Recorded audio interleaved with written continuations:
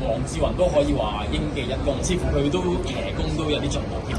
係啊，佢就上次都跑得好好噶啦，咁啊 unlucky 少少啦，成日都俾人頂咗出去。今場都同佢講早段都盡量輕鬆少少，第二段先俾佢慢慢煲上去，set 住個 pacing 啦。咁啊彎位最緊要俾佢 breathe 多少少，唞多少少氣，咁啊 last 一步頂到翻嚟。力佢成條直路都力佢咗好多強手嘅來法，力佢咗布文同埋田泰安，似乎好似即感覺上都覺得會唔會呢個見習生都有啲脫胎換骨嘅感覺咧？佢其實不嬲都保持住啦水準啦，最緊要睇啱啊，睇啱形勢咯，我覺得。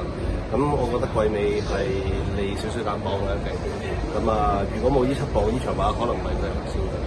講翻比賽先啦，呢場頭馬都算唔算係一場遲嚟嘅頭馬咧？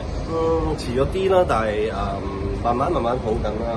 呢個 break 佢呢兩鋪都跑得好好，希望佢再 consistent 啲。呢匹馬仔上季就係3班起步嚟㗎，其實減分都去到40幾分，終於見到反彈啦！你預期佢個反彈浪都持續㗎？我希望佢喺4班再帶嚟頭馬先咯。咁啊，始終佢細隻少少，可能就咩重磅會局限住。再一次恭喜晒 P，恭喜晒 P，